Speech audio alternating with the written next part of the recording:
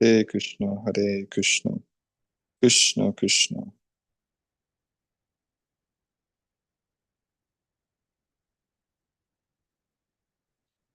Alright. Database. I didn't hear you. Yeah, I'm working on downloading the PDF right now. I had it on my other phone. It's just my other phone broke, so I think I have it. Just a second. I'm just real sweaty out when I muck up the book.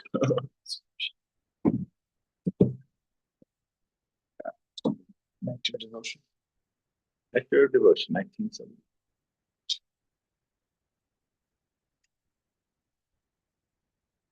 Have you been? You've been here for quite a while now. Yeah, a little over. Yeah. So I was here October, November, December, January, February, 5 months. Yeah.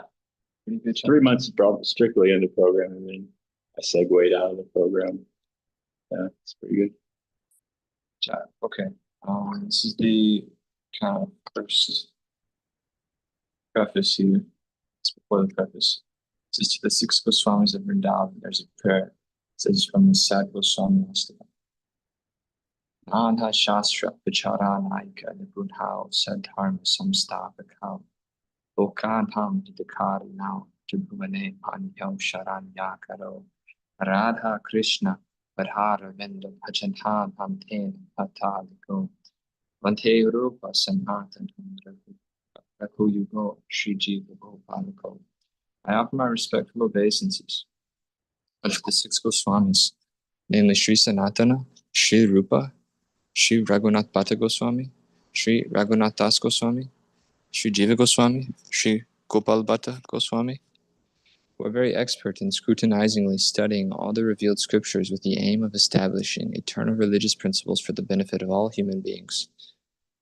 Thus they are honored all over the three worlds, and they are worth taking shelter of because they are absorbed in the mood of the gopis, and are engaged in the transcendental loving service of Radha and Krishna.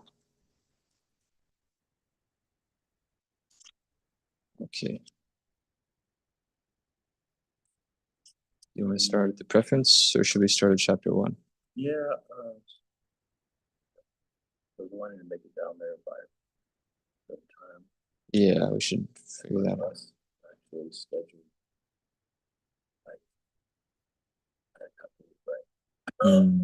Okay. I'm trying to decide if I want to forget about it. Should go down there though. What do you think? Yes, I'm sorry. No worries.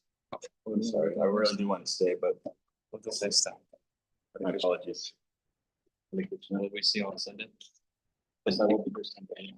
Hopefully that lady I met on the bus. She seemed very enthusiastic about sharing her my little stories, you know, and she was like interested. She's like, she asked me what I was doing. I'm going to the temple of God. Keep giving people like, those. Keep giving people those cards. Yeah, I gotta have them on hand. I think I didn't have them in the pocket at the time, but I gave her the address. Hare Krishna Prabhu. Bhakti David Ki Jai.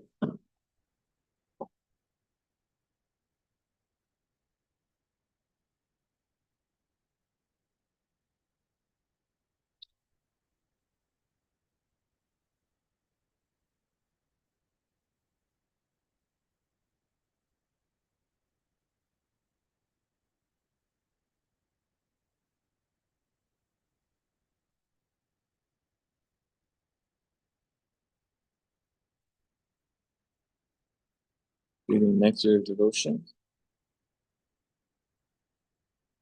This is a summary study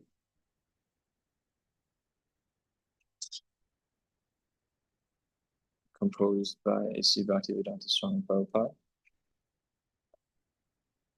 It's a study of the Bhakti Rasamrita Sindhu, which was written in Sanskrit by Srila Rupa Goswami Prabhupada.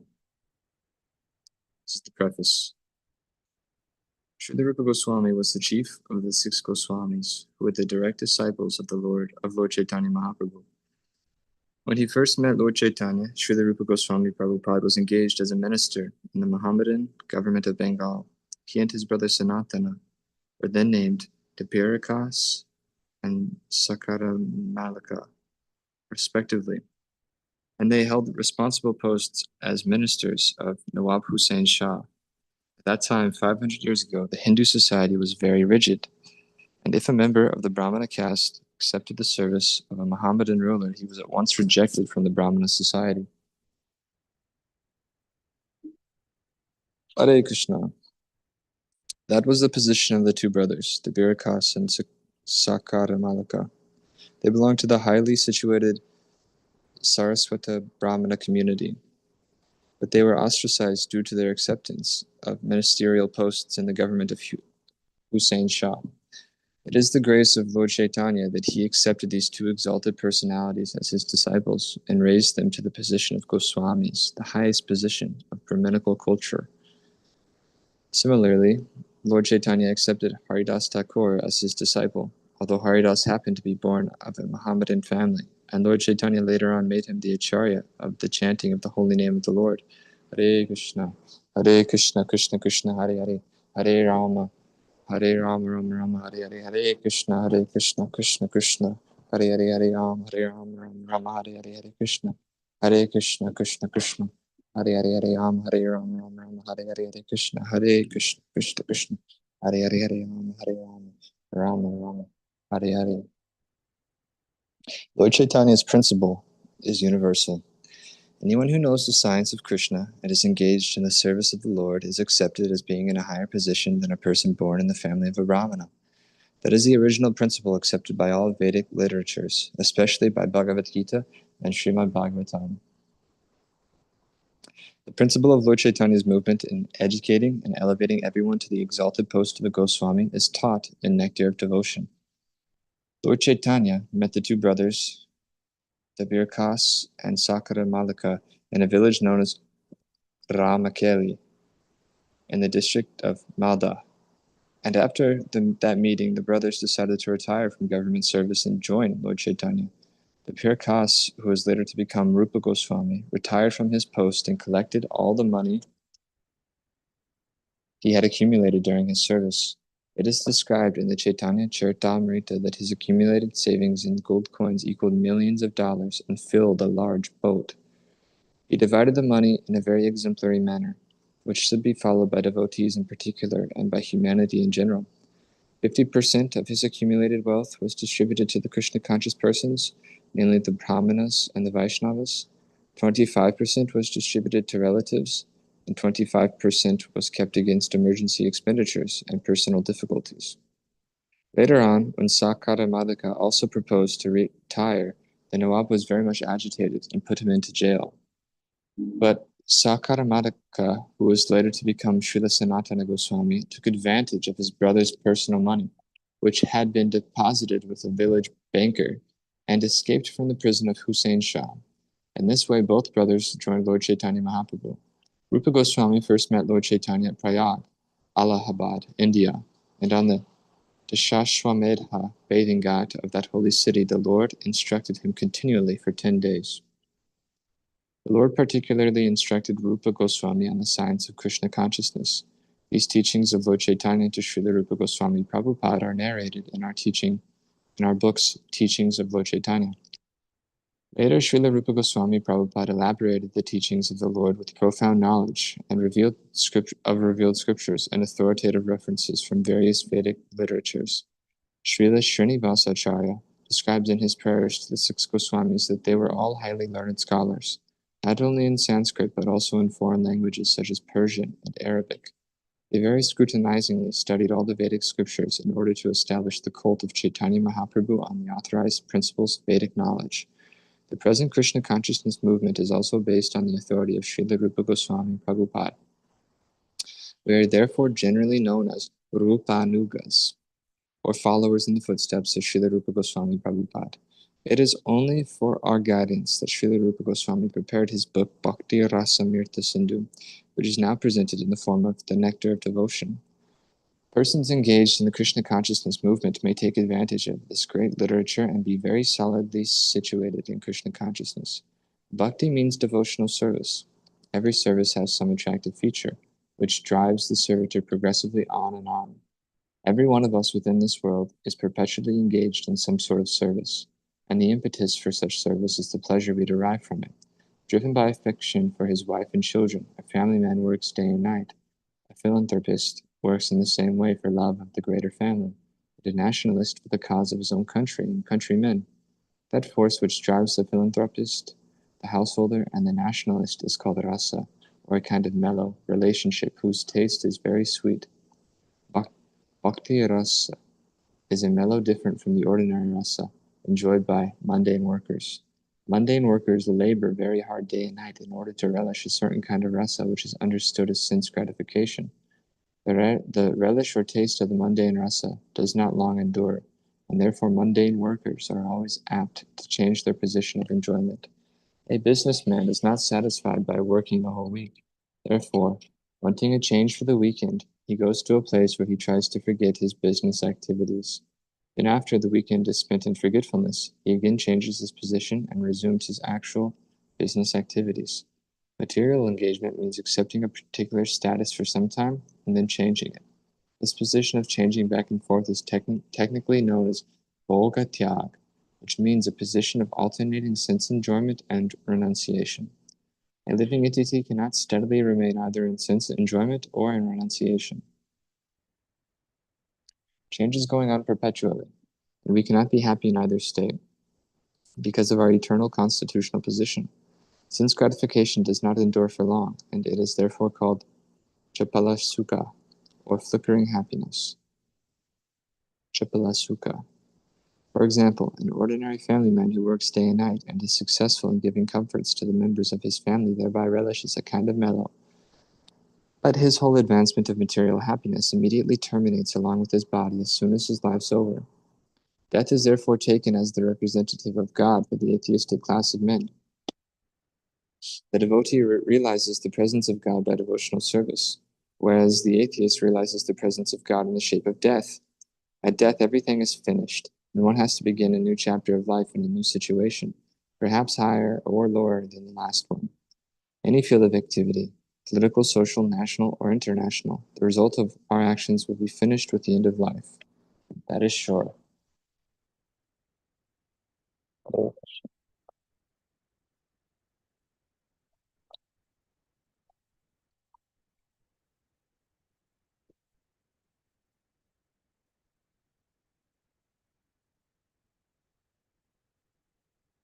Continuing on the preface.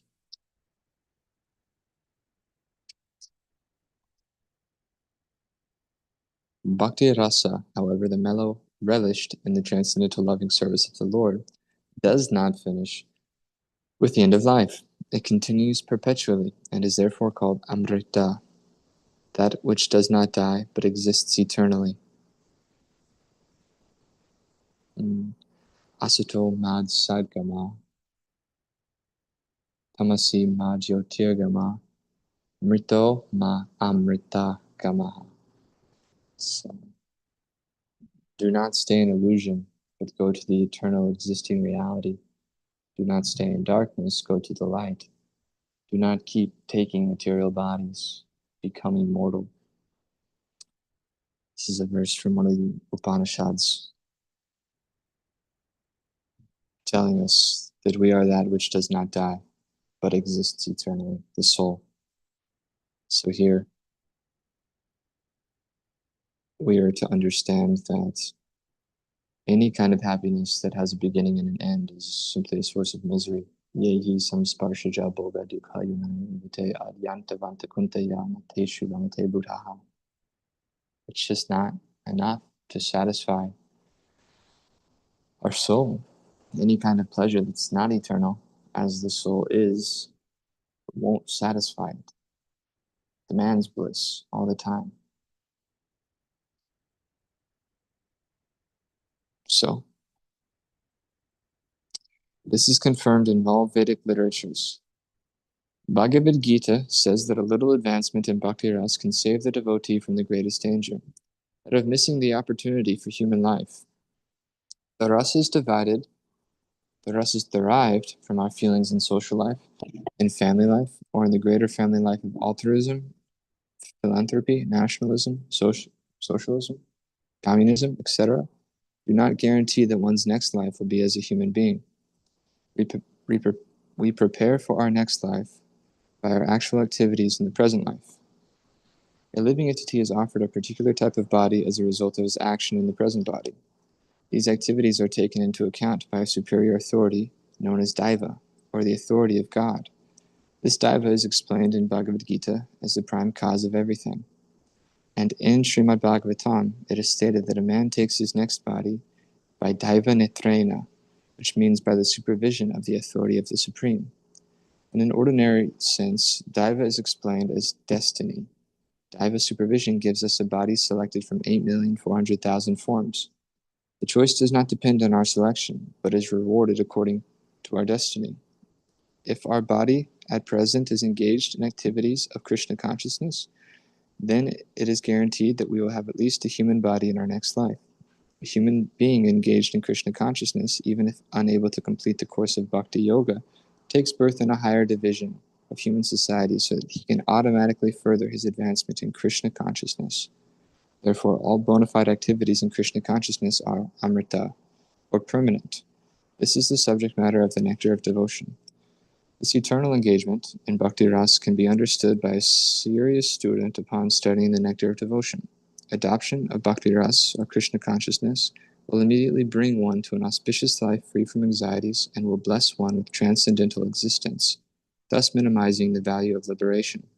Bhakti rasa itself is sufficient to produce a feeling of liberation because it attracts the attention of the Supreme Lord Krishna.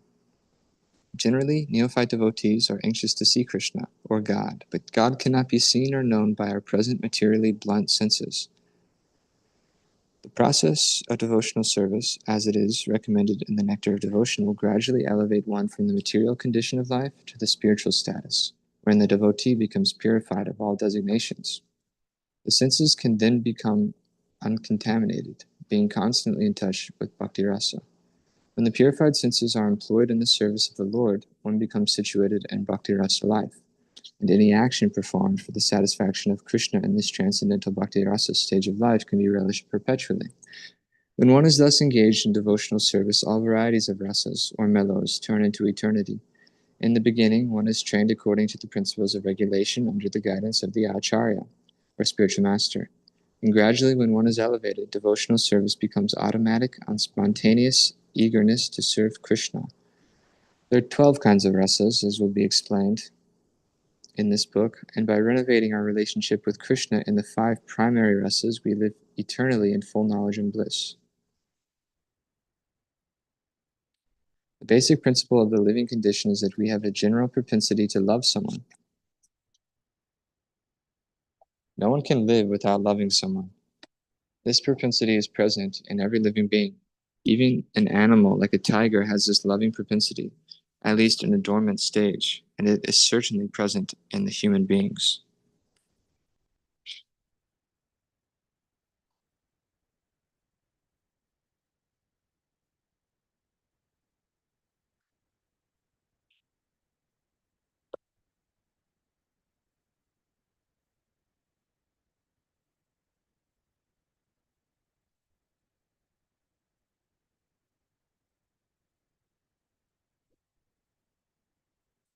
Just to recap here, it's been revealed that according to our destiny, we take our next body by Daiva Netrena, which means by the supervision of the authority of the Supreme. So, Daiva is explained as destiny, and this destiny gives us a body selected from 8,400,000 forms. This is the totality of the culmination of every form of life that a soul can enter into in this material world. We take our bodies by the consciousness we have that last moment of our life. Yam yam vapi smaram bhavam tyajantyante kalevaram tam tam evaiti konteya siratad bhava. bhavataha. So if our body at present is engaged in the activities of Krishna consciousness, then at least it's guaranteed we'll have a human body. Hare Krishna. In our next life. Even if he's unable to take bhakti yoga to its end, to its perfection of obtaining love of God, he's guaranteed to enter into a very high birth in his next family. One that, Hare Krishna. One that will give him a suitable opportunity to resume his practice of bhakti yoga. This is a very elaborate system that's been put in place by the Lord himself. We hear all about it in Bhagavad Gita. We're hearing a little bit about it here in Nectar of Devotion. That the devotee, he doesn't even care if he finds himself liberated or not from this material world. He's not lamenting at his being designated here in the material world. And he's not hankering for his existence outside of it. He's simply begging to be a servant of Krishna and the devotees, life after life, no matter where it takes him, as long as he's able to preach the glories of the holy name, as long as he's able to remember Krishna, never forget him, then for the devotee, heaven can be hell and hell can be heaven. It's just a matter of, is Krishna there or is he not? He, even apart from Krishna, is in such loving separation from him that Krishna he is there. But he might not be seen. So it's a gradual process, this devotional service we're hearing, and then it gradually elevates one from the material condition of life to the spiritual status, wherein we become purified from all designations. This happens from serving the master of the senses. By engaging our senses in his service, we serve the master of the senses, Rishikesh, and we're freed from all upadis, all designations of material life, of this birth and death. So this is how we purify the senses, by rendering bhakti, loving devotional service to the Supreme Lord, the Master of the senses. Two things happen. We purify our senses and we're freed from all material designations. Sarvapadi vanirmuktam tat paratvena niralam harishikena harishikesha sevanam bhakti uchite. This is the result of Krishna consciousness.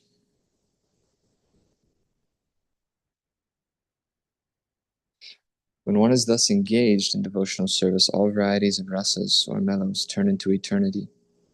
And it's also been highlighted that the simple living condition that we all share is that we have a general propensity to love someone. No one can live without loving someone else. And even in an animal such as a tiger, whether it's dormant or realized, this loving propensity is there.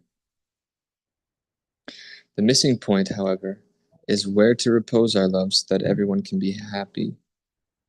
At the present moment, the human society teaches one to love his country or family or his personal self. But there's no information where to repose the loving propensity so that everyone can become happy. That missing point is Krishna, and the Nectar of Devotion teaches us how to stimulate our original love for Krishna and how to be situated in that position where we can enjoy our blissful life.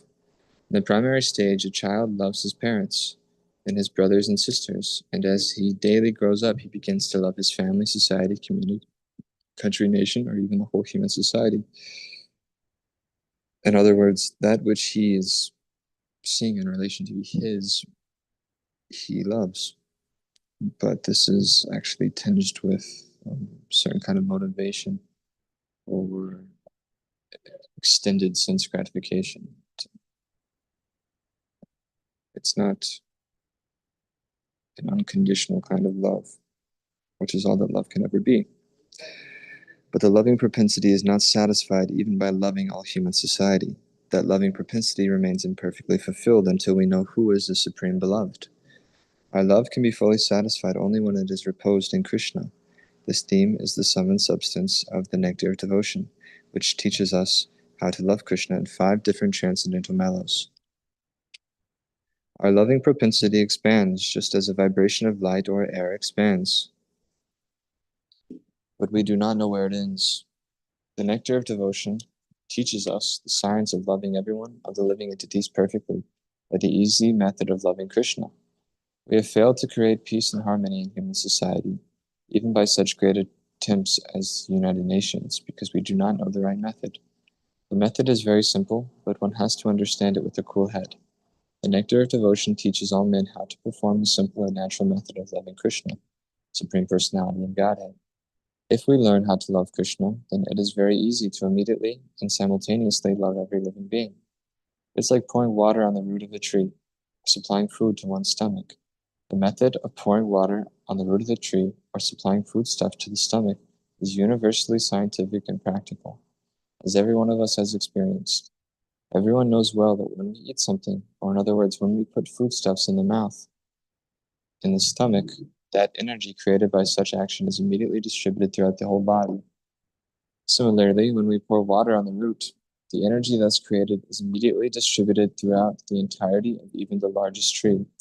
It is not possible to water the tree part by part, nor is it possible to feed different parts of the body separately.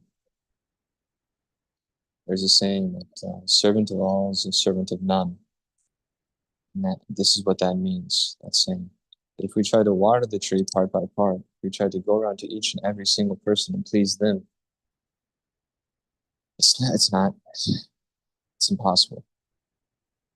It's absolutely impossible, given how everyone is situated differently and uniquely in their material predicament. Um, given how many people there are, how vast the world is, and how long it would take to go all the way around, and how much effort it would take to make everyone, all of these things that are rendered successful if we just pour the water on the root of the tree. If we just fill the stomach with food, and the whole body is nourished. And similarly, if we just serve God in all that we do, and all that we think, and all that we say, then the rest of humanity, the rest of the world is benefited to the highest degree. So this is the highest welfare work, is taking up Krishna consciousness. Serving one's family is good. Serving one's nation is good. One's community is good. Serving God is better because all of those things are done simultaneously.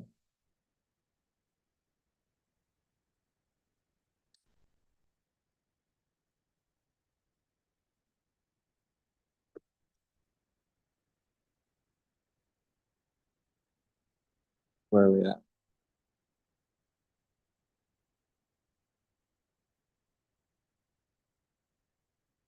It is not possible to water the tree part by part, nor is it possible to feed the different parts of the body separately. The nectar of devotion will teach us how to turn the one switch that will immediately brighten everything, everywhere. One who does not know this method is missing the point of life. Kim pramatasya bahuvihi parokshaya hainirya Vaddam muhurtam viditam varam muhurtam viditam gata deshraya suyataha. What is the value of a prolonged life which is inexperienced, wasted by years in this world? Better to have a moment of pure consciousness, because this gives one a start at searching after his supreme interest. And to be Krishna conscious for just 1 second of one's life, for one fraction of a second, 1/11th of a second, she was classified as a lava in the Vedas, for giving very specific details of time. And 1/11th of a second, a lava, even just 1 second in the association with a pure devotee is enough to perfect one's life. Sadhu sangas, sarva shastra hoy. Lava mantra, sadhu sange, sarva siddhi hoy. So, 1 second in Krishna consciousness beats a whole lifetime or millions of lifetimes wasted by useless fruitive endeavor.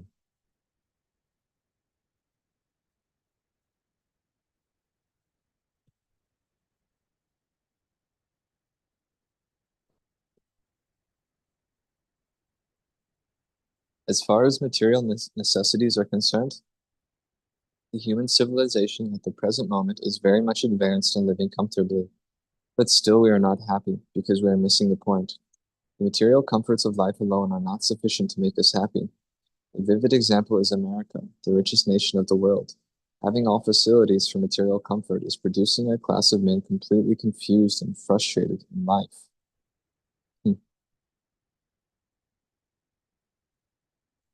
The vivid example is America, the vivid example for the material comforts that are not sufficient to make us happy. America is that example, because we're the richest nation in the world. We have all facilities for material comfort. It's producing a class of men that's completely confused. This is because despite having everything that one can need to sustain themselves, they're missing that most important piece, Krishna.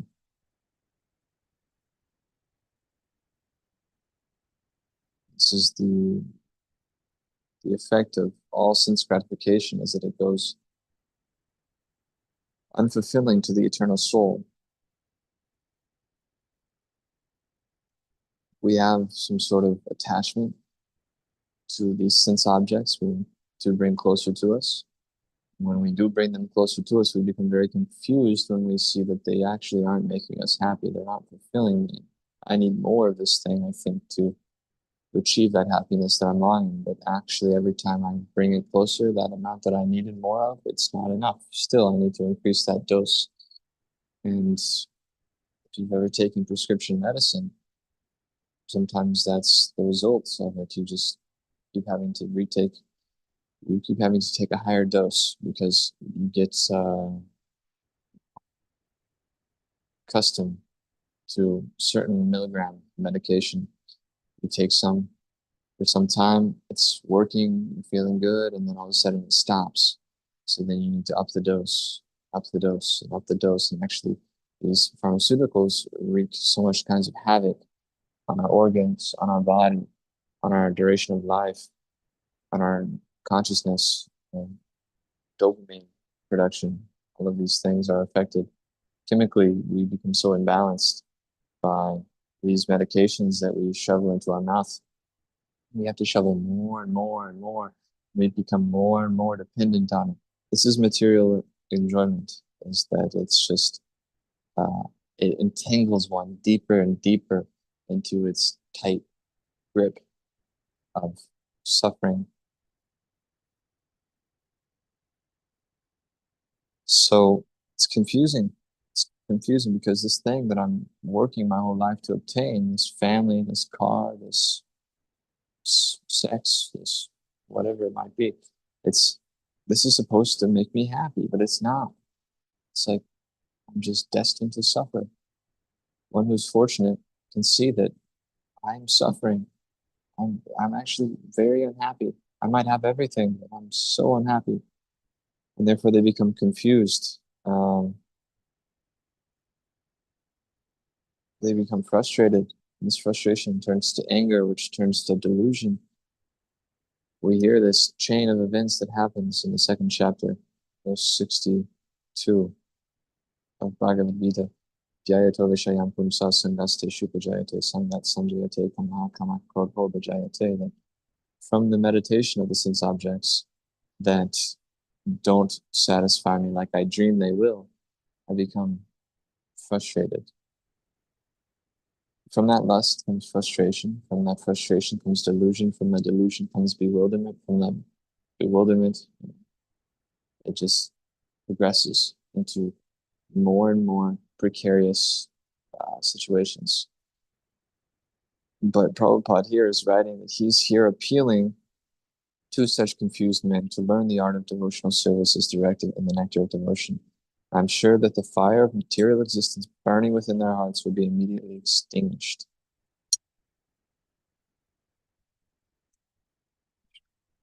With such faith he has to write something like that, we should all be very well assured that there is something here. That's a very bold claim. Such a bold enough claim should at least be exhausted to see whether or not it's true. Because if we find that the author of this book, His Divine Grace, Srila Prabhupada, cannot deliver us from this fire of material existence, then so what? We lose nothing. But we go through the process of learning the art of devotional service and we find, oh, he was right. There is something here. He can deliver me. The spiritual master can deliver me from this materialistic way of life that only leads to suffering. Then we gain the highest thing. So, yeah, if we try and it doesn't work, then so what? You know, I had a nice experience, tasted some good food. I got to dance in the temple. These are the things we do here at the temple every day. We sing, we dance, we honor incredible food that's been offered to God. We have such incredible, stimulating philosophy that we read from our books. So I'm still enjoying, even if all of this is temporary and none of it's eternal. It's like I'm still having a pretty good time here. Everything's provided for me. Living at the temple as a monk, everything's made for you. All you have to do is show up and be sincere to advance in your spiritual life. So this is why one takes the Krishna conscious movement, because they're either very thoughtful or they're miserable, or both. And everyone should be thoughtful, and everyone is miserable in the material world. So therefore this movement's for everyone, every single person.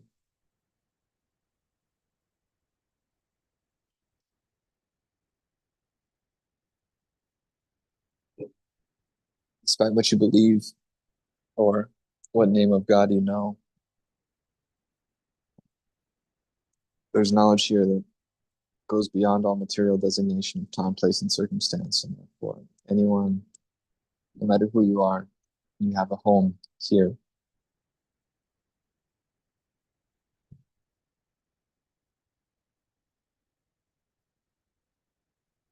The root cause of our dissatisfaction is that our dormant loving propensity has not been fulfilled despite our great advancement in the materialistic way of life.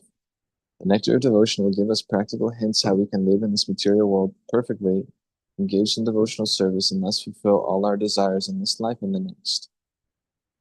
The nectar of devotion is not presented to condemn any way of materialistic life, but the attempt is to give information to religionists, philosophers, and people in general how to love Krishna. One may live without material discomfiture, but at the same time, he should learn the art of loving Krishna. At the present moment, we are inventing so many ways to utilize our propensity to love, but factually, we are missing the real point, Krishna. We are watering all parts of the tree, but missing the tree's root. We are trying to keep our body fit, by all means, but we are neglecting to supply foodstuffs to the stomach. Missing Krishna means missing oneself also. Real self-realization and realization of Krishna go together simultaneously. Mamai Bamsho Jivaloke Jiva Bhuta Sanatana Anashasta Indriyani Pakati Stanikarshati. The living entity is the eternal fragmental part of Krishna, of the Supreme. We are just part and parcel of the complete whole. We ourselves are also complete parts that emanate from the complete whole. He's never diminished despite his ability to expand himself out in so many instrumental manifestations. This is the mystic potency of the Lord. Through his spiritual energy, he's able to do things like this. So therefore, if we understand our own spiritual nature, that I'm Brahman, I'm spirit, I'm separate from my body, but I'm inhabiting my body, like the sun that pervades through the universe, giving it light, giving it life, giving it the proper conditions for life to exist. So the soul within our body is all pervading. To the furthest point of our body does the soul extend, and it gives the body the appearance of life, of its animated function, of its consciousness. The body's not conscious, the soul is conscious. But the body is made suitable for the soul's working, operating by its very presence.